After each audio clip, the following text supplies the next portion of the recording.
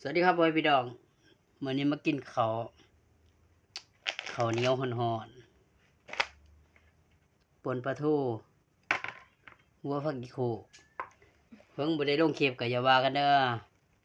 เพราะว่าวันนี้มีอยากทำงานแดเลิกงานมากครับเฮ็ดงานพิเศษต่อเฮ็ดไปเรื่อยๆมื้อนี้มา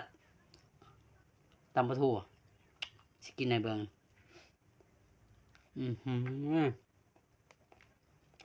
แซ่บบ่มีมะเขือ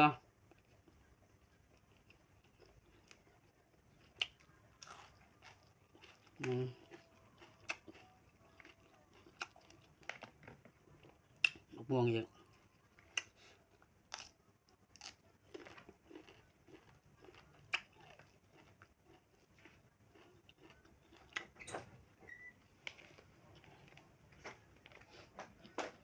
เขาเออ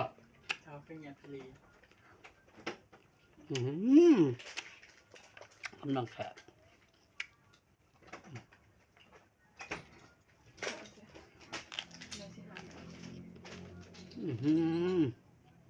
คือบ่ไปกินก่อน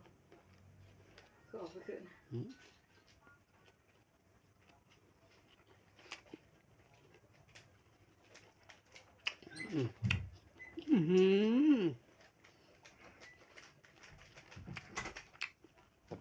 มันต้องจังซี่แม่มันต้องจังซี่นะแม่นี่ มาเพิ่งครับ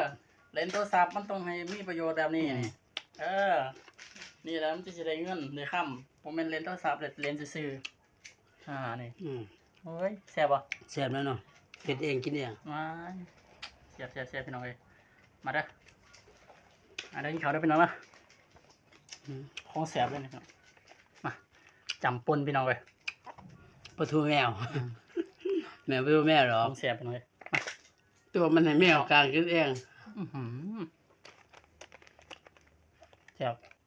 ตัวให้แมวกลางกินเอง บัง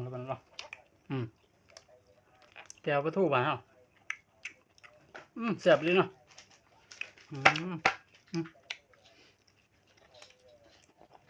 มันบ่มีมะเขือนะ เนาะ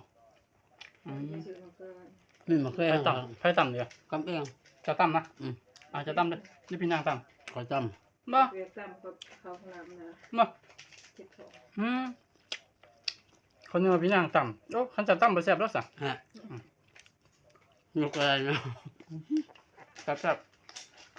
เราอยากเป็นหัวหวานนี่เอาไปสิฟัง